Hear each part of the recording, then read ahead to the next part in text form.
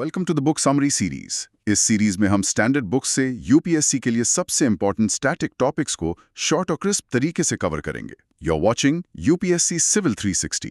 Just plug in and stay UPSC ready. Today's topic is parliament chapter 22 part 3 from the book Indian polity by M Laxmikanth. इस topic का summary notes के लिए हमारा telegram channel join करें, link description में है। So let's dive deep into the topic. आज हम पार्लियामेंट की लेजिस्लेटिव प्रोसीजर यानी कानून बनाने की प्रक्रिया और पार्लियामेंट्री कमिटीज की भूमिका पर गहराई से चर्चा करेंगे। ये यूपीएससी, स्टेट पीएससी और एसएससी एस्पिरेंट्स के लिए बहुत ही क्रूशियल टॉपिक्स हैं, है ना? क्योंकि ये दिखाते हैं कि पॉलिसी आइडियाज असल में कानून कैसे बनते हैं और सरकार के कामकाज पर नजर कैसे रखी जाती है। बिल्कुल, ये समझना बहुत जरूरी है कि संसद, जो हमारे लोकतंत्र का केंद्र है, अपना सबसे महत्वपूर्ण काम यानी लेजिस्लेशन या कहिए कानून बनाना कैसे करती है, और इसमें कमिटीज का रोल कितना वाइटल है ये भी देखेंगे। तो चलिए लेजिस्लेटिव प्रोसीजर के फंडामेंटल से शुरू करते हैं। ओके, तो लेट्स अनपैक दिस। कानून बनाने की प्रक्रिया यानी लेजिस्लेटिव प्रोसीजर दोनों सदनों, लोकसभा और राज्यसभा में मोटे तौर पर आइडेंटिकल या एक जैसी ही है। हर कानून अपनी यात्रा एक बिल के रूप में शुरू करता है, सही? एग्जैक्टली। बिल महज एक प्रपोजल होता है, एक प्रस्ताव होता है किसी कानून के लिए। जब ये संसद के दोनों सदनों से पास होकर प्रेसिडेंट की सहमति पा लेता है, तब जाकर ये एक एक्ट यानी कानून बनता है। अब पार्लियामेंट में पेश होने वाले बिल्स को हम दो मेन कैटेगरीज में बांट सकते हैं, पब्लिक बिल्स और प्राइवेट बिल्स। अच्छा, और इनमें फंडामेंटल डिफरेंस क्या है? ये जानना एस्पिरेंट्स के लिए इंपॉर्टेंट होगा, मुझे लगता है। जरूर। देखिए, पब्लिक बिल जैसा नाम से ही पता चल रहा है, सरकार की पॉलिसीज को दर्शाता है और इसे केवल एक मिनिस्टर ही इंट्रोड्यूस कर सकता है। इसके लिए 7 डेज का नोटिस पीरियड काफी होता है। सिर्फ 7 दिन? हाँ। ओके। हाँ, वहीं प्राइवेट बिल कोई भी मेंबर ऑफ पार्लियामेंट एमपी पेश कर सकता है जो मिनिस्टर नहीं है। इन्हें हम प्राइवेट मेंबर्स कहते हैं और इसके लिए 1 मंथ मतलब 30 दिन का लंबा नोटिस पीरियड चाहिए होता है। तो इसका मतलब ये हुआ कि पब्लिक बिल के पीछे सरकार का पूरा समर्थन होता है। बिल्कुल बिल्कुल। इसी वजह से पब्लिक बिल के पास होने के चांसेस बहुत ज्यादा होते हैं। बल्कि अगर लोकसभा में कोई पब्लिक बिल फेल हो जाए तो इसे सरकार में सदन के कॉन्फिडेंस की कमी माना जा सकता है और हाँ, सरकार को इस्तीफा भी देना पड़ सकता है। ओह, इतना सीरियस इम्प्लीकेशन। जी, जबकि प्राइवेट बिल की रिजेक्शन का सरकार की स्टेबिलिटी पर कोई सीधा असर नहीं पड़ता। एक और प्रैक्टिकल डिफरेंस ये है कि पब्लिक बिल को ड्राफ्ट करने में संबंधित गवर्नमेंट डिपार्टमेंट की पूरी लीगल और एडमिनिस्ट्रेटिव मदद मिलती है, जो प्राइवेट मेंबर को जाहिर है नहीं मिलती। ये तो हुआ बिल्स का क्लासिफिकेशन। अब बात करते हैं सबसे कॉमन टाइप के बिल की, ऑर्डिनरी बिल्स। इन्हें कहाँ और कौन पेश कर सकता है? ऑर्डिनरी बिल्स वो लेजिस्लेटिव प्रपोजल्स होते हैं जिनमें फाइनेंशियल मैटर्स शामिल नहीं होते। इन्हें पार्लियामेंट के आइदर हाउस यानी लोकसभा या राज्यसभा कहीं भी इंट्रोड्यूस किया जा सकता है और इन्हें मिनिस्टर तब ये पब्लिक बिल होगा या प्राइवेट मेंबर तब ये प्राइवेट बिल होगा, कोई भी पेश कर सकता है। ठीक है, और इनके पास होने की प्रक्रिया क्या है? मैंने सुना है कि इसमें कई रीडिंग्स होती हैं। हाँ, बिल्कुल। हर हाउस में बिल को पास होने के लिए मुख्य रूप से 3 स्टेजेस या कई रीडिंग से गुजरना पड़ता है। ये प्रक्रिया काफी डिटेल्ड है, समझते हैं इसको। फर्स्ट रीडिंग, ये एक तरह से बिल का फॉर्मल इंट्रोडक्शन है। बिल पेश करने वाला सदस्य उसका टाइटल और ऑब्जेक्टिव बताता है। यूजुअली इस स्टेज पर कोई डिबेट नहीं होती और बिल को इंडिया के ऑफिशियल गजेट में पब्लिश कर दिया जाता है। बस इतना ही। Okay, formal introduction. Second reading, ये स्टेज सबसे क्रूशल और डिटेल्ड स्क्रूटनी का है। इसके आप कह सकते हैं 3 सब स्टेजेस होते हैं। पहला, stage of general discussion. Bill के प्रिंसिपल्स और प्रोविजंस पर जनरल डिस्कशन होता है। इस स्टेज पर हाउस के पास ऑप्शंस होते हैं। बिल को सिलेक्ट कमेटी उसी हाउस के मेंबर्स की को भेज दें या जॉइंट कमेटी दोनों हाउसेस के मेंबर्स की को भेज दें, या फिर हाउस सीधे कंसिडरेशन के लिए ले सकता है। अच्छा, कमेटी को भेजना ऑप्शनल है। हाँ, ये हाउस तय करता है। दूसरा सब स्टेज है कमेटी स्टेज। अगर बिल कमेटी को भेजा जाता है तो कमेटी उसके हर क्लॉज की बारीकी से जांच करती है, अमेंडमेंट्स भी सजेस्ट कर सकती है। कमेटी फिर अपनी रिपोर्ट हाउस को सौंपती है। ये एक तरह से मिनी पार्लियामेंट का काम करती है। जहां डिटेल्ड एग्जामिनेशन होता है। राइट। और तीसरा सब स्टेज है कंसिडरेशन स्टेज। कमिटी की रिपोर्ट मिलने के बाद हाउस बिल के हर क्लॉज पर डिटेल में डिस्कशन करता है। यहीं पर अमेंडमेंट्स मूव किए जाते हैं और वोट होता है क्लॉज बाय क्लॉज। ये काफी लंबा चल सकता है। थर्ड रीडिंग, ये फाइनल स्टेज है उस हाउस में। इस स्टेज पर डिबेट सिर्फ इस बात पर होती है कि बिल को पास किया जाए या रिजेक्ट। कोई सब्सटैंशियल अमेंडमेंट्स अब नहीं लाए जा सकते, सिर्फ वर्बल या फॉर्मल चेंजेस पॉसिबल हैं। अगर हाउस सिंपल मेजॉरिटी यानी प्रेजेंट एंड वोटिंग मेंबर्स के बहुमत से बिल पास कर देता है तो इसे उस हाउस से फाइनल माना जाता है। ठीक है, तो मान लीजिए फर्स्ट हाउस ने बिल पास कर दिया सिंपल मेजॉरिटी से, फिर क्या होता है? तब फर्स्ट हाउस के प्रिजाइडिंग ऑफिसर मतलब स्पीकर या चेयरमैन बिल को ऑथेंटिकेट करके सेकंड हाउस को भेजते हैं। सेकंड हाउस में भी बिल इन्हीं 3 रीडिंग से गुजरता है, वही प्रोसेस रिपीट होती है। ओके। और सेकंड हाउस के पास क्या ऑप्शंस होते हैं फिर? क्या वो मना भी कर सकते हैं? हाँ, सेकंड हाउस के पास 4 ऑप्शंस होते हैं। 1, बिल को वैसे ही पास कर दे जैसे फर्स्ट हाउस ने भेजा था, यानी बिना अमेंडमेंट्स के। 2, बिल को कुछ अमेंडमेंट्स के साथ पास करे और फर्स्ट हाउस को पुनर्विचार के लिए भेजे। 3, बिल को पूरी तरह रिजेक्ट कर दे। 4, बिल पर कोई एक्शन न ले और उसे 6 महीने के लिए पेंडिंग रखे। 6 महीने तक पेंडिंग। अच्छा, तो बिल फाइनल पास कब माना जाता है? जब या तो सेकेंड हाउस उसे बिना अमेंडमेंट्स के पास कर दे या फिर फर्स्ट हाउस उन अमेंडमेंट्स को मान ले जो सेकेंड हाउस ने सुझाए हैं। लेकिन अगर डेडलॉक हो जाए तो मतलब सहमति न बने। ये डेडलॉक वाली स्थिति कब बनती है? डेडलॉक की स्थिति तब बनती है जब पहला, सेकेंड हाउस बिल को रिजेक्ट कर दे। दूसरा, या सेकेंड हाउस 6 महीने तक कोई कार्रवाई न करे। तीसरा, या फिर फर्स्ट हाउस सेकेंड हाउस द्वारा प्रस्तावित अमेंडमेंट्स को रिजेक्ट कर दे। इन तीनों सिचुएशंस में डेडलॉक माना जाता है और यहीं पर संविधान का एक खास मैकेनिज्म, एक सेफ्टी वाल्व सामने आता है। हाँ, here's where it gets really interesting. ये डेडलॉक तोड़ने का क्या तरीका है? आर्टिकल 108 है ना? एग्जैक्टली। संविधान का आर्टिकल 108 इसके लिए जॉइंट सिटिंग यानी दोनों सदनों की संयुक्त बैठक का प्रोविजन करता है। ये एक एक्स्ट्रॉर्डिनरी मैकेनिज्म है जिसे प्रेसिडेंट समन करते हैं। और इस जॉइंट सिटिंग की अध्यक्षता कौन करता है? कई बार कंफ्यूजन होता है कि राज्यसभा के चेयरमैन करते हैं यानी वाइस प्रेसिडेंट। कंफ्यूजन पॉइंट है, इसे क्लियर करना जरूरी है। जॉइंट सिटिंग की अध्यक्षता हमेशा लोकसभा के स्पीकर करते हैं। अगर वो अनुपस्थित हों तो डेप्यूटी स्पीकर ऑफ लोकसभा, और अगर वो भी ना हो तो deputy chairman of Rajya Sabha. Deputy chairman of Rajya Sabha. हाँ, ओके। किसी भी सूरत में राज्यसभा के चेयरमैन जो कि वाइस प्रेसिडेंट होते हैं जॉइंट सिटिंग प्रिसाइड नहीं करते हैं। ये पॉइंट नोट करने वाला है। बिल्कुल। और जॉइंट सिटिंग में डिसीजंस कैसे लिए जाते हैं? सिंपल मेजॉरिटी से, मतलब जितने मेंबर्स प्रेजेंट हैं और वोट कर रहे हैं उनका बहुमत। अब क्योंकि लोकसभा की सदस्य संख्या राज्यसभा से लगभग दोगुनी है, हाँ, तो नेचुरली लोकसभा का पलड़ा भारी रहता होगा। करेक्ट। संख्या बल के कारण इसमें लोकसभा का डोमिनेशन रहता है और कार्रवाई भी लोकसभा के रूल्स ऑफ प्रोसीजर के हिसाब से चलती है। अच्छा, क्या ये जॉइंट सिटिंग अक्सर होती है? सरप्राइजिंगली नहीं। इंडियन पार्लियामेंट के इतिहास में 70 सालों से ज्यादा हो गए केवल 3 बार ही जॉइंट सिटिंग बुलाई गई है। सिर्फ 3 बार? कौन कौन से बिल्स थे वो? पहला था डाउरी प्रोहिबिशन बिल 1960 में, दूसरा banking service commission repeal bill 1977 में, और तीसरा प्रिवेंशन ऑफ टेररिज्म बिल जिसे पोटा भी कहते थे 2002 में। ये दिखाता है कि ज्यादातर डेडलॉक या तो बातचीत से, पॉलिटिकल नेगोशिएशन से सुलझा लिए जाते हैं या फिर बिल लैप्स हो जाता है। जॉइंट सिटिंग लास्ट रिजॉर्ट जैसा है। चलिए मान लेते हैं बिल दोनों सदनों से या जॉइंट सिटिंग से पास हो गया। इसके बाद कानून बनने की प्रक्रिया में अगला कदम क्या है? प्रेसिडेंट का रोल आता है अब। हाँ, बिल्कुल। बिल फिर प्रेसिडेंट के पास असेंट यानी सहमति के लिए जाता है। प्रेसिडेंट के पास आर्टिकल 111 के तहत मोटे तौर पर 3 ऑप्शंस होते हैं। 1, बिल को अपनी सहमति दे दें, गिव असेंट। इसके बाद बिल तुरंत एक्ट बन जाता है, कानून लागू हो जाता है। 2, सहमति रोक लें, विदहोल्ड असेंट। ऐसा होने पर बिल समाप्त हो जाता है, वो एक्ट नहीं बन पाता। 3, बिल को पुनर्विचार के लिए पार्लियामेंट को वापस भेज दें, रिटर्न फॉर रिकंसिडरेशन। हालांकि ये ऑप्शन मनी बिल्स के लिए अवेलेबल नहीं है। मनी बिल पर बात करेंगे आगे। अच्छा, मनी बिल को वापस नहीं भेज सकते, ठीक है।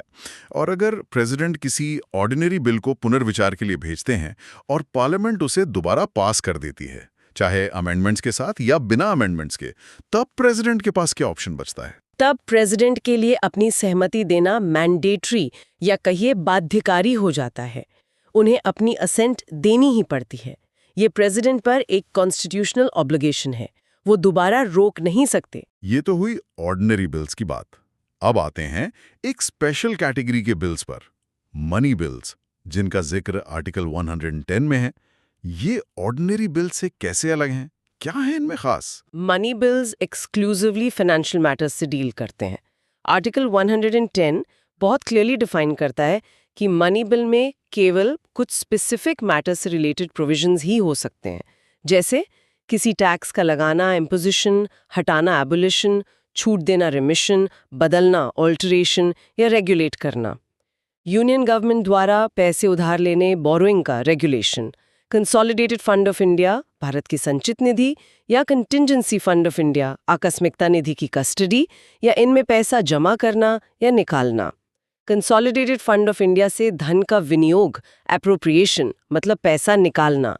किसी एक्सपेंडिचर को कंसोलिडेटेड फंड ऑफ इंडिया पर चार्ज घोषित करना या उसकी अमाउंट बढ़ाना। कंसोलिडेटेड फंड ऑफ इंडिया या पब्लिक अकाउंट ऑफ इंडिया में पैसे की प्राप्ति। और इन सब मामलों से जुड़े हुए कोई इंसिडेंटल मैटर्स। ओके, तो ये लिस्ट काफी स्पेसिफिक है। क्या कोई ऐसी फाइनेंशियल चीजें भी हैं जो मनी बिल नहीं मानी जाती? हाँ, बिल्कुल। जैसे फाइन्स या पेनल्टीज लगाना, या लोकल बॉडीज द्वारा लोकल पर्पसेस के लिए टैक्स लगाना, या किसी सर्विस के लिए फीस लेना, ये सब मनी बिल के दायरे में नहीं आते, भले ही इनमें पैसा शामिल हो। आर्टिकल 110 में ओनली शब्द बहुत इंपॉर्टेंट है। ठीक है, मनी बिल्स के प्रोसेस में क्या खास बातें हैं जो एस्पायरेंट्स को बिल्कुल याद रखनी चाहिए? कई इंपॉर्टेंट पॉइंट्स हैं, ध्यान से सुने। पहला, इसे केवल लोकसभा में ही इंट्रोड्यूस किया जा सकता है, राज्यसभा में नहीं। फाइनेंशियल मैटर्स में लोकसभा की सुप्रीमेसी है। दूसरा, इसे इंट्रोड्यूस करने से पहले प्रेसिडेंट की प्रायर रिकमेंडेशन जरूरी है। तीसरा, इसे केवल मिनिस्टर ही इंट्रोड्यूस कर सकता है, प्राइवेट मेंबर नहीं। इसका मतलब है कि सभी money bills by definition public bills होते हैं। और चौथा, सबसे क्रूशियल पॉइंट, कोई बिल मनी बिल है या नहीं, इस पर लोकसभा स्पीकर का डिसीजन फाइनल होता है। उनके सर्टिफिकेट को किसी कोर्ट में या प्रेसिडेंट के पास या किसी भी हाउस में चैलेंज नहीं किया जा सकता। स्पीकर का डिसीजन फाइनल, वाओ। जी हाँ। और पांचवा पॉइंट, प्रेसिडेंट मनी बिल को पुनर्विचार के लिए पार्लियामेंट को वापस नहीं भेज सकते। वे या तो सहमति देंगे या रोक लेंगे, विदहोल्ड करेंगे। अंडरस्टूड। इसमें राज्यसभा का रोल क्या है फिर? क्या उसकी शक्तियां बहुत सीमित हैं? हाँ, मनी बिल्स के मामले में राज्यसभा की पावर्स बहुत रिस्ट्रिक्टेड है, नेग्लिजिबल कह सकते हैं। लोकसभा से पास होने के बाद बिल राज्यसभा भेजा जाता है। आरएस इसे रिजेक्ट या अमेंड नहीं कर सकती। अच्छा, अमेंड भी नहीं कर सकते? नहीं, उसे 14 डेज के अंदर बिल को अपनी रिकमेंडेशंस के साथ या बिना रिकमेंडेशंस के लोकसभा को लौटाना होता है। अब लोकसभा चाहे तो आरएस की रिकमेंडेशंस माने या ना माने, ये पूरी तरह लोकसभा पर निर्भर है। और अगर 14 दिन में नहीं लौटाया तो? अगर आरएस 14 दिन में बिल नहीं लौटाती तो उसे दोनों सदनों से उसी रूप में पास मान लिया जाता है जिस रूप में लोकसभा ने भेजा था। और हाँ, मनी बिल के केस में डेडलॉक का सवाल ही नहीं उठता, इसलिए जॉइंट सिटिंग का कोई प्रोविजन नहीं है। ये सब दिखाता है कि फाइनेंशियल मैटर्स में लोकसभा को क्लियर सुप्रीमेसी दी गई है। मनी बिल्स के अलावा फाइनेंशियल बिल्स भी होते हैं। आर्टिकल 117 में इनका जिक्र है। ये क्या है और मनी बिल से कैसे डिफरेंट है, ये थोड़ा कंफ्यूजिंग हो सकता है। हाँ, थोड़ा सा न्यूआंस है इसमें, पर समझते हैं। फाइनेंशियल बिल्स भी फाइनेंशियल मैटर्स से डील करते हैं, लेकिन ये मनी बिल्स से थोड़े अलग हैं। आर्टिकल 117 में दो तरह के फाइनेंशियल बिल्स बताए गए हैं। फाइनेंशियल बिल आर्टिकल 117(1), इसमें आर्टिकल 110 वाले कुछ मैटर्स यानी मनी बिल वाले एलिमेंट्स तो होते हैं, पर साथ साथ जनरल लेजिस्लेशन के प्रोविजंस भी होते हैं। मतलब ये हाइब्रिड जैसा है। ये दो मामलों में मनी बिल जैसा है। पहला, ये भी केवल लोकसभा में इंट्रोड्यूस हो सकता है, और दूसरा, इसे इंट्रोड्यूस करने के लिए प्रेसिडेंट की प्रायर रिकमेंडेशन जरूरी है। ओके, लोकसभा ओनली और प्रेसिडेंट्स रिकमेंडेशन। हाँ, लेकिन बाकी सभी मामलों में, जैसे पास होने की प्रक्रिया, राज्यसभा की पावर्स, अमेंडमेंट्स, डेडलॉक होने पर जॉइंट सिटिंग का ऑप्शन, ये एक ऑर्डिनरी बिल की तरह ही ट्रीट किया जाता है। अच्छा, तो इसमें राज्यसभा अमेंड कर सकती है और जॉइंट सिटिंग भी हो सकती है। As mentioned in outline, Laxmikanth uses 1173 for this. इसमें कंसोलिडेटेड फंड ऑफ इंडिया से एक्सपेंडिचर, खर्च के प्रोविजंस तो होते हैं, लेकिन इसमें आर्टिकल 110 मनी बिल वाला कोई मैटर नहीं होता। बेसिकली ये एक ऑर्डिनरी बिल जैसा ही है और इसे किसी भी हाउस में इंट्रोड्यूस किया जा सकता है और पास करने की प्रक्रिया भी ऑर्डिनरी बिल जैसी ही है। तो फिर ये फाइनेंशियल बिल क्यों कहलाता है? इसमें बस एक खास बात है, वो ये कि इसे किसी भी हाउस में कंसिडरेशन और पासिंग के लिए तब तक नहीं रखा जा सकता जब तक प्रेसिडेंट ने उसे कंसिडर करने के लिए रेकमेंड न किया हो। ध्यान दें, ये रेकमेंडेशन इंट्रोडक्शन स्टेज पर नहीं बल्कि कंसिडरेशन स्टेज पर चाहिए होती है। अच्छा, ये सटल डिफरेंस है, recommendation for introduction versus recommendation for consideration. ये बिल्स की बात हुई। अब आते हैं पार्लियामेंट के सबसे चर्चित फाइनेंशियल फंक्शन पर, बजट। हालांकि संविधान इसे एनुअल फाइनेंशियल स्टेटमेंट कहता है आर्टिकल 112 में। What's fascinating here is, हाँ, संविधान बजट शब्द का इस्तेमाल नहीं करता बल्कि एनुअल फाइनेंशियल स्टेटमेंट कहता है। आर्टिकल 112 के अनुसार प्रेसिडेंट की ये कॉन्स्टिट्यूशनल ड्यूटी है कि वो हर फाइनेंशियल ईयर के संबंध में सरकार की एस्टिमेटेड रिसीट्स, अनुमानित प्राप्तियां और एक्सपेंडिचर, खर्च का स्टेटमेंट दोनों सदनों के पटल पर रखवाएं। बजट से जुड़े कुछ की कॉन्स्टिट्यूशनल प्रोविजंस हैं जिन्हें समझना बहुत ज़रूरी है एस्पिरेंट्स के लिए। बिना प्रेसिडेंट की प्रायर रिकमेंडेशन के कोई डिमांड फॉर ग्रांट अनुदान की मांग नहीं की जा सकती है। कंसोलिडेटेड फंड ऑफ इंडिया से पैसा निकालने के लिए पार्लियामेंट द्वारा अप्रोप्रिएशन एक्ट पास करना अनिवार्य है। बिना इसके सरकार एक पैसा खर्च नहीं कर सकती है। बिना अथॉरिटी ऑफ लॉ के कोई टैक्स लगाया या कलेक्ट नहीं किया जा सकता। इसके लिए पार्लियामेंट को फाइनेंस एक्ट पास करना होता है। और हाँ, पार्लियामेंट टैक्स को रिड्यूस या अबॉलिश तो कर सकती है, पर अपनी मर्जी से इंक्रीज नहीं कर सकती। अच्छा, पार्लियामेंट टैक्स बढ़ा नहीं सकती? नहीं, बिना गवर्नमेंट के प्रपोजल के नहीं। टैक्सेशन से जुड़ा फाइनेंस बिल, जो फाइनेंशियल बिल टाइप 1 जैसा होता है, वो भी केवल लोकसभा में प्रेसिडेंट की प्रायर रिकमेंडेशन से ही इंट्रोड्यूस हो सकता है। और एक बहुत important point, demands for grants पर वोटिंग का अधिकार एक्सक्लूसिव रूप से लोकसभा के पास है। राज्यसभा इस पर सिर्फ डिस्कस कर सकती है, वोट नहीं कर सकती। फिर से लोकसभा की सुप्रीमेसी दिखती है फाइनेंशियल मैटर्स में। बजट में एक्सपेंडिचर को कैसे क्लासिफाई किया जाता है? बजट में 2 तरह के एक्सपेंडिचर दिखाए जाते हैं। 1. Expenditure charged upon the consolidated fund of India. ये वो खर्चे हैं जो संविधान या किसी कानून द्वारा सीधे संचित निधि पर भारित हैं। इन पर पार्लियामेंट में वोटिंग नहीं होती, सिर्फ डिस्कशन हो सकता है। दूसरा, expenditure made from the consolidated fund of India. ये बाकी सभी खर्चे हैं जिनके लिए अनुदान की मांग रखी जाती है और लोकसभा में बाकायदा वोटिंग होती है। बजट को ये भी दिखाना होता है कि रेवेन्यू अकाउंट पर कितना खर्च हो रहा है और अन्य खर्च जैसे कैपिटल अकाउंट पर कितना है। ये डिस्टिंक्शन इंपॉर्टेंट है। ये चार्ट एक्सपेंडिचर नॉन वोटेबल क्यों है और इसमें क्या क्या शामिल होता है? इसका लॉजिक क्या है? इससे नॉन वोटेबल रखने का मुख्य उद्देश्य कुछ हाई कॉन्स्टिट्यूशनल ऑफिसेज की इंडिपेंडेंस और इम्पार्शियलिटी सुनिश्चित करना है, ताकि उनके सैलरीज और एक्सपेंसेस सदन के पॉलिटिकल वोटिंग की दया पर निर्भर न हो। इसमें मुख्य रूप से शामिल हैं प्रेसिडेंट के इमोल्यूमेंट्स और अलाउंसेस, राज्यसभा के चेयरमैन और डेप्यूटी चेयरमैन, लोकसभा के स्पीकर और डेप्यूटी स्पीकर के सैलरीज और अलाउंसेस, सुप्रीम कोर्ट जजेस के सैलरीज, अलाउंसेस और पेंशन्स। हाई कोर्ट जजेस भी? हाई कोर्ट जजेस की पेंशन्स चार्ज्ड हैं, लेकिन सैलरीज राज्य की संचित निधि से चार्ज होती हैं, ये ध्यान रखना है। फिर कंट्रोलर एंड ऑडिटर जनरल यानी CAG के सैलरी अलाउंसेस और पेंशन, UPC चेयरमैन और मेंबर्स के सैलरी अलाउंसेस और pension, supreme court, CAG office और UPSC के एडमिनिस्ट्रेटिव एक्सपेंसेस, भारत सरकार के डेट चार्जेस जैसे इंटरेस्ट पेमेंट्स, लोन रीपेमेंट, किसी कोर्ट या ट्राइब्यूनल के जजमेंट, डिक्री, अवार्ड को सेटिस्फाई करने के लिए ज़रूरी राशि और कोई अन्य एक्सपेंडिचर जिसे पार्लियामेंट कानून द्वारा चार्ज्ड घोषित करे। समझ गया। अब बजट पास होने की प्रोसेस काफी लंबी होती है, सुना है। इसके मेन स्टेजेस क्या हैं? हाँ, ये मल्टी स्टेज प्रोसेस है ट्रेडिशनली बजट प्रोसेस के 6 स्टेजेस होते हैं। पहला, presentation of budget. Finance minister Lok Sabha में बजट पेश करते हैं। अब 1 फरवरी को होता है। साथ में बजट स्पीच देते हैं। उसी दिन इसे राज्यसभा में भी रखा जाता है। जनरल डिस्कशन, इसके बाद दोनों हाउसेज में बजट पर 3-4 दिन जनरल डिस्कशन होता है। इसमें पॉलिसी एस्पेक्ट्स पर बात होती है, डिटेल्स में नहीं जाते और कोई वोटिंग नहीं होती। स्क्रूटनी बाय डिपार्टमेंटल कमिटीज, ये एक बहुत महत्वपूर्ण स्टेज है जो पहले नहीं था। सदन अडजर्न हो जाता है लगभग 3-4 हफ्ते के लिए और 24 डिपार्टमेंटल स्टैंडिंग कमिटीज DSRCs अपने अपने संबंधित मंत्रालयों की डिमांड्स फॉर ग्रांट्स की डिटेल में स्क्रूटनी करती हैं और रिपोर्ट्स तैयार करती हैं।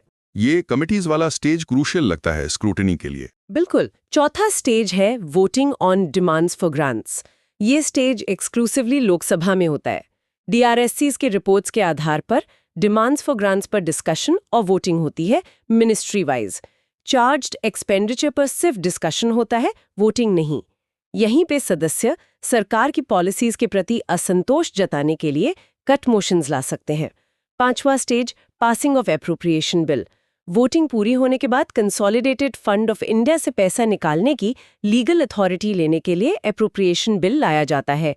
इसके पास होने के बाद ही सरकार लीगली पैसा निकाल सकती है उस फाइनेंशियल ईयर के लिए।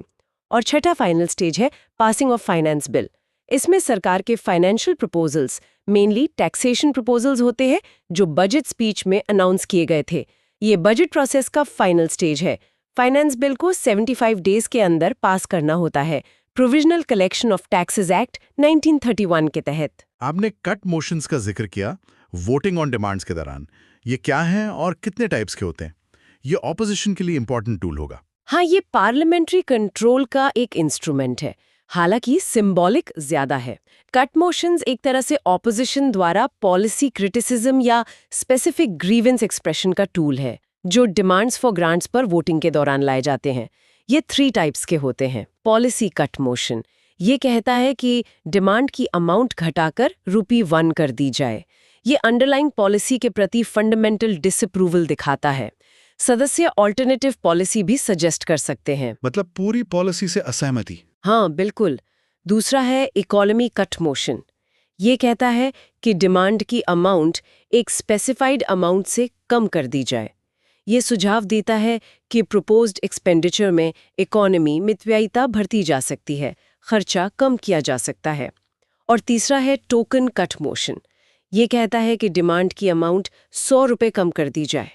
इसका उद्देश्य सरकार की रिस्पॉन्सिबिलिटी के दायरे में आने वाली किसी स्पेसिफिक ग्रीवियंस शिकायत को सदन के सामने लाना और दर्ज कराना होता है। तो क्या ये पास होते हैं? प्रैक्टिकल टर्म्स में कट मोशंस रेयरली पास होते हैं क्योंकि सरकार के पास आमतौर पर मेजॉरिटी होती है। अगर कोई कट मोशन पास हो जाए तो इसे नो कॉन्फिडेंस मोशन जैसा माना जाता है और सरकार गिर सकती है। लेकिन ये डिस्कशन इनिशिएट करने और सरकार पर मॉरल प्रेशर डालने का एक इम्पॉर्टेंट पार्लियामेंट्री डिवाइस जरूर है। अंडरस्टूड। बजट के अलावा क्या पार्लियामेंट और भी ग्रांट्स पास करती है कुछ स्पेशल सिचुएशंस के लिए? हाँ, जरूरत पड़ने पर पार्लियामेंट कुछ और ग्रांट्स भी सैंक्शन कर सकती है, जैसे सप्लीमेंट्री ग्रांट, जब किसी सर्विस के लिए उस साल स्वीकृत राशि अपर्याप्त पाई जाए। एडिशनल ग्रांट, जब उस साल के बजट में न सोची गई किसी नई सर्विस पर अतिरिक्त खर्च की जरूरत पड़े। एक्सेस ग्रांट, जब किसी सर्विस पर स्वीकृत राशि से ज्यादा खर्च हो गया हो। ये खर्च होने के बाद होता है और इसे अगले फाइनेंशियल ईयर में लोकसभा से अप्रूव कराना होता है, PAC की स्क्रूटनी के बाद। वोट ऑन अकाउंट, जब बजट प्रोसेस पूरा होने में समय लगे तो नए फाइनेंशियल ईयर की शुरुआती हिस्से, यूजुअली 2 मंथ्स के खर्च के लिए एडवांस ग्रांट। ये सिर्फ एक्सपेंडिचर साइड को कवर करता है, टैक्स चेंजेस नहीं। अच्छा, ये vote on account election year में ज्यादा सुना जाता है। हाँ, फिर है वोट ऑफ क्रेडिट। किसी नेशनल इमरजेंसी जैसे युद्ध में अनफोर्सीन एक्सपेंडिचर को मीट करने के लिए लोकसभा द्वारा सरकार को दिया गया एक तरह का ब्लैंक चेक। और टोकन ग्रांट, जब किसी नई सर्विस के लिए फंड्स मौजूदा ग्रांट से रीअप्रोप्रिएशन, मतलब एक हेड से निकालकर दूसरे हेड में ट्रांसफर द्वारा मिल सकते हो, तो पार्लियामेंट की अप्रूवल के लिए ₹1 की टोकन ग्रांट मांगी जाती है। सरकार ये सारा पैसा रखती कहाँ है और कैसे मैनेज करती है? भारत सरकार के मुख्य फंड्स कौन से हैं? संविधान में इसका जिक्र है? हाँ, कॉन्स्टिट्यूशन में भारत सरकार के 3 मेन फंड्स का जिक्र है। 1. Consolidated fund of India, article 266। ये सरकार का प्रिंसिपल अकाउंट है, सबसे बड़ा फंड। इसमें सरकार के सभी रेवेन्यूज, टैक्स और नॉन टैक्स, सरकार द्वारा लिए गए लोन्स, ट्रेजरी बिल से प्राप्तियां आदि सब जमा होता है। सरकार के लगभग सभी खर्चे इसी फंड से होते हैं और जैसा हमने देखा, इससे पैसा निकालने के लिए पार्लियामेंट्री अप्रूवल, एप्रोप्रिएशन एक्ट पास करके अनिवार्य है। मतलब संसद की चाबी के बिना पैसा नहीं निकलेगा। बिल्कुल। दूसरा है public account of India, article 266। इसमें कंसोलिडेटेड फंड के अलावा बाकी सभी पब्लिक मनी आता है, जो सरकार एक ट्रस्टी या बैंकर के तौर पे रखती है, जैसे provident fund deposits, post office saving schemes, judicial deposits आदि। तो ये पैसा सरकार का नहीं है? टेक्निकली नहीं, ये जनता का पैसा है जो सरकार के पास जमा है और उसे लौटाना होता है। इसीलिए इससे भुगतान के लिए पार्लियामेंट्री एप्रोप्रिएशन की जरूरत नहीं होती। ये एग्जीक्यूटिव एक्शन से ऑपरेट होता है। अच्छा, ये की डिफरेंस है। हाँ, और तीसरा है contingency fund of India, article 267। ये एक तरह का इमरजेंसी फंड है। ये एक फिक्स्ड कॉर्पस राशि का फंड है जो प्रेसिडेंट के डिस्पोजल पर फाइनेंस सेक्रेटरी द्वारा प्रेसिडेंट के बिहाफ पर मैनेज किया जाता है, ताकि किसी अनफोर्सीन या अर्जेंट एक्सपेंडिचर को मीट किया जा सके जब पार्लियामेंट सेशन में न हो या अप्रूवल मिलने में टाइम लगे। तो ये प्रेसिडेंट की मर्जी से खर्च होता है? हाँ, अर्जेंट जरूरत के लिए, लेकिन बाद में पार्लियामेंट से अप्रूवल लेके उतना पैसा कंसोलिडेटेड फंड से निकालकर कॉन्टिंजेंसी फंड में वापस डाल दिया जाता है, ताकि फंड का कॉर्पस मेंटेन रहे। इस फंड का कॉर्पस कितना होगा ये पार्लियामेंट तय करती है। फंड्स की बात हो गई, अब बात करते हैं पार्लियामेंट और उसके मेंबर्स को मिले कुछ स्पेशल राइट्स की। Parliamentary privileges, article 105। ये क्या है और क्यों जरूरी है? पार्लियामेंट्री प्रिविलेजेस बेसिकली संसद के दोनों सदनों, उनकी कमिटीज और उनके मेंबर्स को मिले कुछ स्पेशल राइट्स, इम्यूनिटीज और एग्जेम्पशंस हैं। इनका मेन पर्पस ये इंश्योर करना है कि पार्लियामेंट और उसके मेंबर्स अपने फंक्शंस इफेक्टिवली, फ्रीली और बिना किसी डर या बाहरी दबाव के परफॉर्म कर सकें। ये सदन की इंडिपेंडेंस, अथॉरिटी और डिग्निटी बनाए रखने के लिए जरूरी है। ठीक है, क्या ये प्रिविलेजेस कहीं क्लियरली लिखे हुए हैं, मतलब कोडिफाइड हैं जैसे लॉज होते हैं? नहीं, ये इंटरेस्टिंग बात है कि इंडियन पार्लियामेंट के प्रिविलेजेस लार्जली अनकोडिफाइड है, मतलब किसी एक कानून में लिखे हुए नहीं है। आर्टिकल 105 में स्पेसिफिक तौर पर केवल 2 प्रिविलेजेस का जिक्र है। पहला, पार्लियामेंट में फ्रीडम ऑफ स्पीच, और दूसरा, पार्लियामेंट या उसकी कमेटी में कही गई किसी बात या दिए गए वोट के लिए मेंबर्स की कोर्ट प्रोसीडिंग से इम्यूनिटी। सिर्फ 2? तो बाकी प्रिविलेजेस कहाँ से आते हैं? बाकी प्रिविलेजेस के लिए आर्टिकल 105 कहता है कि वो वही होंगे जो ब्रिटिश हाउस ऑफ कॉमन्स के पास 1950 में जब हमारा संविधान लागू हुआ था थे, जब तक पार्लियामेंट उन्हें कानून बनाकर डिफाइन ना कर दे।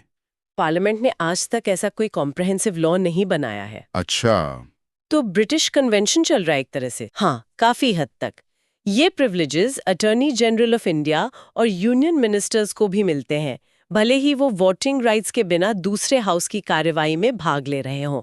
लेकिन प्रेसिडेंट, जो पार्लियामेंट का इंटीग्रल पार्ट है, उन्हें ये पार्लियामेंट्री प्रिविलेजेस उपलब्ध नहीं है। उनके लिए अलग कॉन्स्टिट्यूशनल इम्यूनिटीज है, आर्टिकल 361। ये प्रिविलेजेस कितने टाइप्स के होते हैं? क्या मेंबर्स को अलग मिलते हैं और हाउस को अलग? हाँ, इन्हें 2 ब्रॉड कैटेगरीज में बांटा जा सकता है। कलेक्टिव प्रिविलेजेस, जो सदन को कलेक्टिव रूप से मिलते हैं, जैसे अपनी डिबेट्स और प्रोसीडिंग्स को पब्लिश करने का अधिकार और दूसरों को पब्लिश करने से रोकने का अधिकार। हालांकि 44th अमेंडमेंट के बाद मीडिया रिपोर्टिंग पर रिस्ट्रिक्शंस कम हुए हैं। स्ट्रेंजर्स को कार्यवाही से एक्सक्लूड करने का अधिकार, सीक्रेट सिटिंग, अपने इंटरनल अफेयर्स और प्रोसीडिंग्स को रेगुलेट करने का अधिकार, अपने प्रिविलेज के ब्रीच, उल्लंघन या कंटेम्प्ट, अवमानना के लिए पनिश करने का अधिकार, जिसमें मेंबर्स और आउटसाइडर्स दोनों शामिल हो सकते हैं, जैसे रेप्रिमेंड, एडमोनिशन या इम्प्रिजनमेंट। प्रिसाइडिंग ऑफिसर की परमिशन के बिना सदन के प्रेमिसेस में किसी को अरेस्ट न किए जाने या कोई सिविल क्रिमिनल लीगल प्रोसेस सर्व न किए जाने का अधिकार, किसी सदस्य की अरेस्ट, डिटेंशन, कन्विक्शन, इम्प्रिजनमेंट या रिलीज की इमीडिएट इन्फॉर्मेशन पाने का अधिकार, कोर्ट्स को सदन या उसकी कमिटीज की प्रोसीडिंग्स की इंक्वायरी करने से रोकना। ये तो काफी वाइड पावर्स हैं हाउस के पास। बिल्कुल।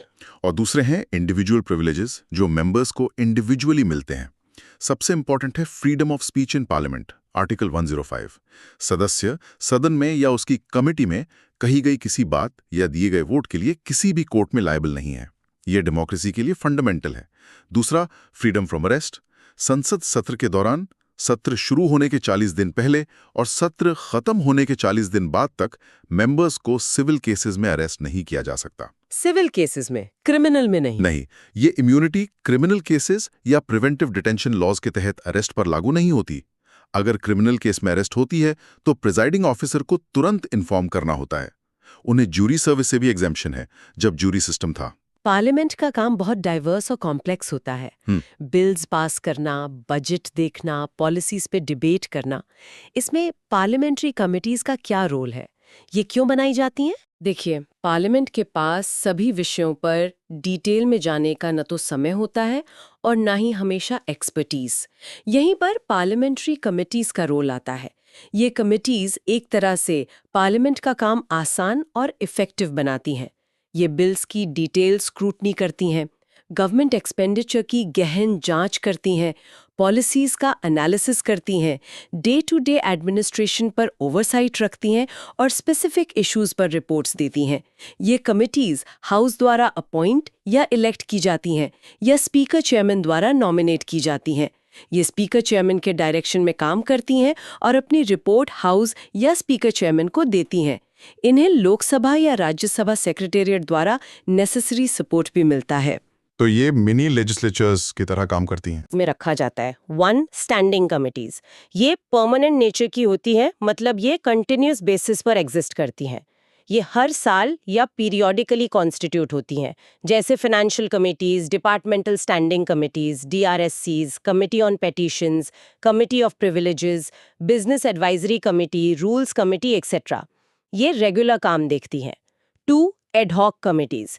ये टेम्पररी होती हैं, किसी स्पेसिफिक पर्पस के लिए बनाई जाती हैं, जैसे किसी पर्टिकुलर बिल पर विचार करने के लिए बनाई गई सेलेक्ट कमिटी उसी हाउस की, या जॉइंट कमिटी दोनों हाउस की, या किसी स्पेसिफिक इंसिडेंट या स्कैम की इंक्वायरी के लिए बनाई गई कमिटी।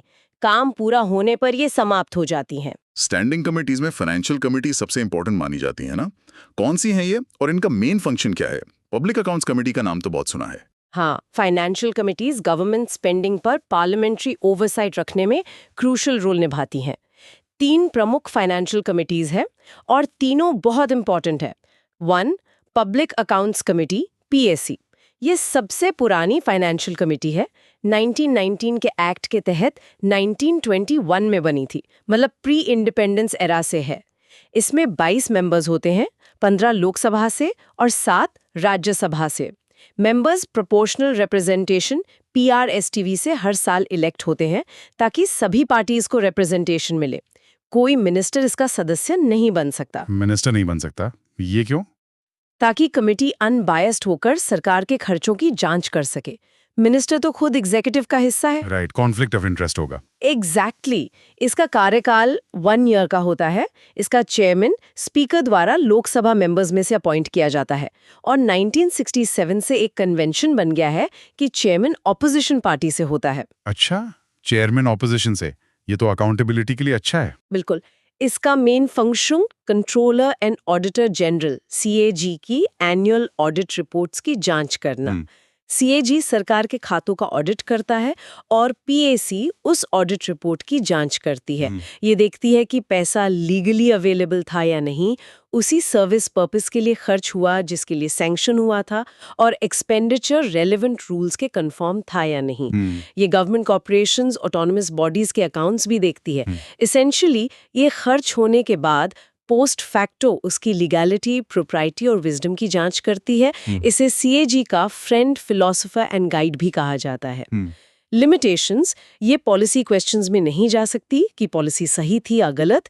ये एक्सपेंडिचर होने के बाद जांच करती है, मतलब पोस्टमार्टम एनालिसिस है।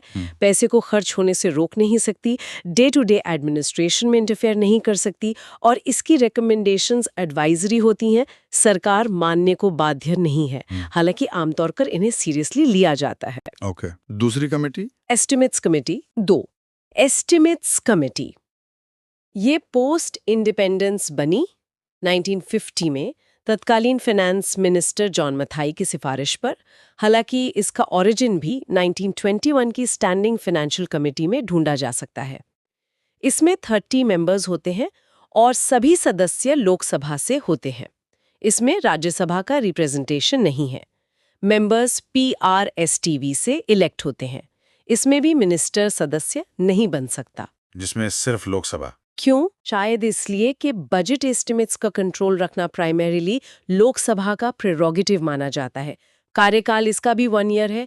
चेयरमैन स्पीकर द्वारा अपॉइंट किया जाता है और कन्वेंशन है कि वो रूलिंग पार्टी से होता है। मेन फंक्शन, इसका काम बजट में शामिल एस्टिमेट्स की जांच करना है, बिफोर नहीं बल्कि ड्यूरिंग द ईयर। और पब्लिक एक्सपेंडिचर में इकोनॉमीज, एफिशिएंसी और एडमिनिस्ट्रेटिव रिफॉर्म सुझाना है। ये देखती है कि पॉलिसी के हिसाब से पैसा ठीक से एस्टिमेट किया गया है या नहीं, और वेस्टेज कैसे रोका जा सकता है। ये ऑल्टरनेटिव पॉलिसीज भी सजेस्ट कर सकती है। इसे कंटिन्यूअस इकोनॉमी कमेटी भी कहते हैं। लिमिटेशंस, ये बजट एस्टिमेट्स की जांच तभी कर सकती है जब उन पर पार्लियामेंट में वोट हो चुका हो। ये पार्लियामेंट द्वारा तय की गई पॉलिसी पर क्वेश्चन नहीं कर सकती, बस इम्प्लीमेंटेशन में इकोनॉमी देखती है। रिकमेंडेशंस इसकी भी एडवाइजरी हैं, और ये हर साल कुछ सिलेक्टेड मिनिस्ट्रीज, डिपार्टमेंट्स की ही जांच कर पाती है, सबका नहीं। ठीक है। और तीसरी, committee on public undertakings. 3. Committee on public undertakings, COPU। ये संभारिता नहीं है। 1964 में कृष्ण मेनन कमेटी की सिफारिश पर बनी। PSUs के बढ़ने के साथ इसकी ज़रूरत महसूस हुई। इसमें भी पैक की तरह 22 मेंबर्स होते हैं, 15 LS, 7 RS, PRSTV से इलेक्टेड। मिनिस्टर इसमें भी सदस्य नहीं बन सकता। कार्यकाल 1 ईयर, चेयरमैन स्पीकर द्वारा अपॉइंट किया जाता है और लोकसभा मेंबर्स में से ही होता है। Main function, public sector undertakings, PSUs के रिपोर्ट्स और अकाउंट्स की जांच करना, PSUs पर CAG की रिपोर्ट्स अगर कोई हो की जांच करना, और ये देखना कि PSUs साउंड बिजनेस प्रिंसिपल्स और प्रूडेंट कमर्शियल प्रैक्टिसेस के अनुसार मैनेज हो रहे हैं या नहीं। ये PSUs की ऑटोनॉमी और एफिशिएंसी का इवैल्यूएशन भी करती है। लिमिटेशंस, ये भी 1 साल में सीमित संख्या में PSUs से 10-12 की ही जांच कर सकती है। पॉलिसी मैटर्स में नहीं जाती। काम लार्जली पोस्टमार्टम नेचर का होता है। टेक्निकल मैटर्स में एक्सपर्टीज की कमी हो सकती है। रिकमेंडेशंस एडवाइजरी होती हैं। तो इन तीनों कमिटीज का काम काफी महत्वपूर्ण लगता है गवर्नमेंट फाइनेंसेस और PSUs पर नजर रखने के लिए। भले ही कुछ लिमिटेशंस हो, ये सरकार पर फाइनेंशियल डिसिप्लिन का एक मॉरल दबाव तो बनाती ही होंगी। फाइनेंशियल कमिटीज के अलावा आपने डिपार्टमेंटल स्टैंडिंग कमिटीज, DRSCs का भी जिक्र किया था। उनका क्या रोल है? वो ज्यादा स्पेसिफिक होती है? हाँ, ये DRSCs 1993 में शुरू की गई थी ताकि मिनिस्ट्रीज पर पार्लियामेंट्री स्क्रूटनी और डिटेल्ड हो सके। पहले 17 थी, 2004 में इनकी संख्या बढ़ाकर 24 कर दी गई। हर कमिटी में 31 मेंबर्स होते हैं, 21 लोकसभा से, 10 राज्यसभा से। इन्हें स्पीकर LS और चेयरमैन RS नॉमिनेट करते हैं। 16 कमिटीज लोकसभा के स्पीकर के अंडर और 8 राज्यसभा के चेयरमैन के अंडर काम करती हैं। तो ये हर मिनिस्ट्री को कवर करती हैं? हाँ, इनका ज्यूरिसडिक्शन मिनिस्ट्री वाइज डिफाइंड है। इनका मेन काम है 1. संबंधित मंत्रालयों, डिपार्टमेंट्स की डिमांड्स फॉर ग्रांट्स की स्क्रूटनी करना, बजट पर जनरल डिस्कशन के बाद और वोटिंग से पहले। ये डिटेल रिपोर्ट्स देती हैं सदन को, लेकिन ये कट मोशन प्रपोज नहीं करती। 2. संबंधित मंत्रालय, डिपार्टमेंट से जुड़े बिल्स की जांच करना जो उन्हें स्पीकर, चेयरमैन द्वारा रेफर किए जाएं। ये लेजिस्लेटिव प्रोसेस का हिस्सा बन गया है अब। 3. मंत्रालयों की एनुअल रिपोर्ट्स पर विचार करना। 4. National, basic, long term policy documents पर विचार करना जो सदनों में रखे जाएं और कमिटी को रेफर किए जाएं। इम्पॉर्टेंट बात यह है कि ये committees day to day administration में इंटरफियर नहीं करती और ना ही उन मैटर्स को देखती हैं जो दूसरी कमिटीज जैसे पीएसी, ईसी, सीओपीयू देख रही हों।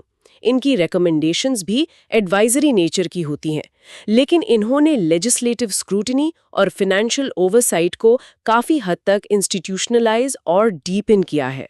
ये था आज का UPSC book Indian polity by M Laxmikanth का समरी ऑडियो बुक। अगर आपको ये फॉर्मेट हेल्पफुल लगा तो उसे लाइक और शेयर जरूर करें ताकि और एस्पिरेंट्स भी बेनिफिट ले सकें। और सब्सक्राइब करें हमारे चैनल को, जहां आपको कई अन्य स्टैंडर्ड बुक्स की ऑडियो समरीज मिलेंगी नोट्स के साथ। हमारी कोशिश है कि आप कहीं भी कभी भी सुनकर अपनी तैयारी जारी रख सकें। मिलते हैं अगले एपिसोड में एक और इम्पॉर्टेंट टॉपिक के साथ। धन्यवाद और जय हिंद।